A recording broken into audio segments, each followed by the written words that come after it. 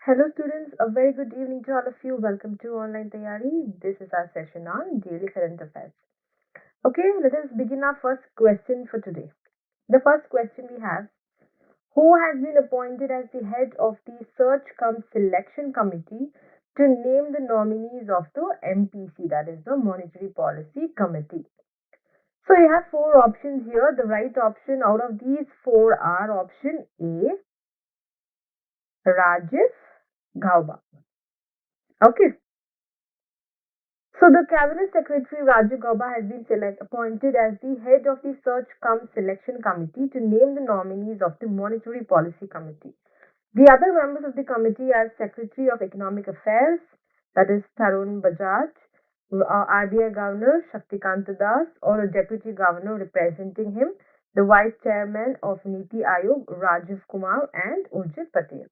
Okay, the external members of the MPC are Pami Dua, who is the director of the Delhi School of Economics, Professor Chetan Ghaje of the Indian Statistical Institute, and the professor of IIM Ahmedabad, Ravindra H. Okay, so also note students, the MPC, that is the Monetary Policy Committee, this is responsible for the administration of the inflation targeting monetary policy regime by determining the repo rate or the policy rate for controlling inflation, and it keeps the inflation target set by the RBI. Okay, got it? Clear? Okay, let us move to the second one. Which bank has launched the digital Apnaye campaign? So you have four options. The right option is option C, Punjab National Bank. Okay. So this is mainly to promote digital banking channels among customers. Okay. So under this campaign, what's going to happen is that bank will also encourage the customers in donating to the PM Cares Fund for COVID-19. Okay. So a contribution of rupees 5 will be made by the bank on behalf of each customer that will carry out the first financial transaction for the activation of their RuPay debit cards either on the e-commerce platform or the point of sale machine. Okay. The campaign it aims at digital and financial inclusion of millions of Indians for banking services accessible to everyone. Clear? Moving to the third one. Which ministry has launched the Nasha Mukt Bharat campaign in the Union Territory of Jammu and Kashmir? It is option B, Ministry of Social Justice and Empowerment. So the Directorate of Social Welfare under the Ministry of Social Justice and Empowerment has launched the Nasha Mukt Bharat campaign in the Union Territory of J&K. Okay, so the campaign, what it does, it focus on the eradication of menace of drug abuse. Okay, the campaign has been launched in 272 most vulnerable districts of the country in terms of alcohol and substance abuse. Okay, the campaign will be launched in 8 districts of Jammu Kashmir, which also includes the Kishtwar district. Clear, students? Let me move to the fourth one. Who has been appointed as the CEO of Go Air? You have four options. The right option is option B, Kaushik Khona. So Kaushik Khona has been appointed as the Chief Executive Officer of Go Air by the Nominations and Remunerations Committee and the board. So Kaushik Khona will take over the responsibility of Vinay Dubey, who has ceased to be in the CEO of Go Air. So Kaushik Khona will be serving as he has served as the CEO of Go Air earlier in the time between 2019 April to June 2011. So earlier he was the CEO of Jet Airways and he was with the Wadia Group for almost 2008 to 2012. Clear, students? Moving to the fifth one. Which organization has launched the flood early warning systems for Guwahati? So you have four options here. I think you might guess it right. It is option D, the Energy and Resource Institute. Okay. So this they have done it in partnership with the National Disaster Management Authority. Okay. So what is this FEWIS? It's very clear. Flood Early Warning System. So these are nothing but a completely automated tool based on the technology employed in websites, and it will alert local authorities about heavy rainfall or flash floods. Okay. So the system will also help the authorities in taking appropriate and timely measures in the event a natural disaster that is heading towards the city. Okay. Clear, students? So I'll tell you another additional information about this fuse also. It was a pilot project, okay, that was undertaken on the experimental basis. That was mainly like to improve the resilience of for urban floods in collaboration with the Guwahati Municipal Corporation. Okay, clear? Moving to the sixth one. The state government of Delhi, they have signed an MOU with which organization for improving road safety? Okay, it is option C, Bloomberg Philanthropies. Okay, so it is the government of Delhi. They have signed an MOU with the Bloomberg Philanthropies on 13th August.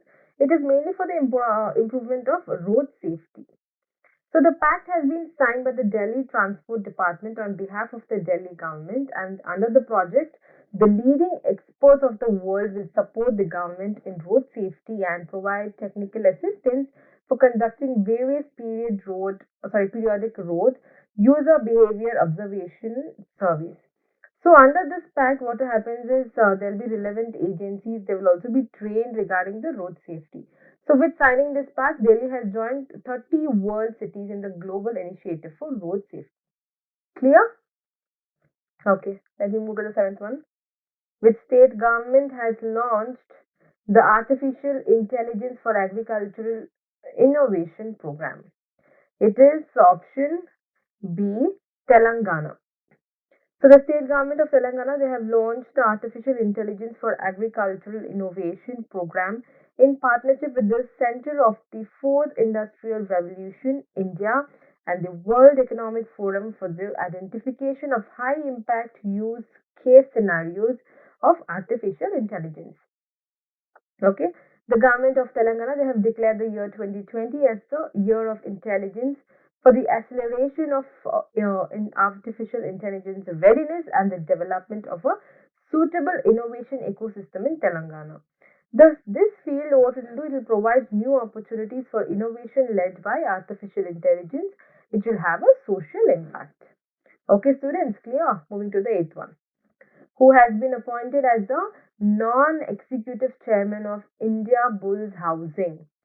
So you can see here you have four options, and among these it is option A, Subhash Sharatan Mundra. Okay.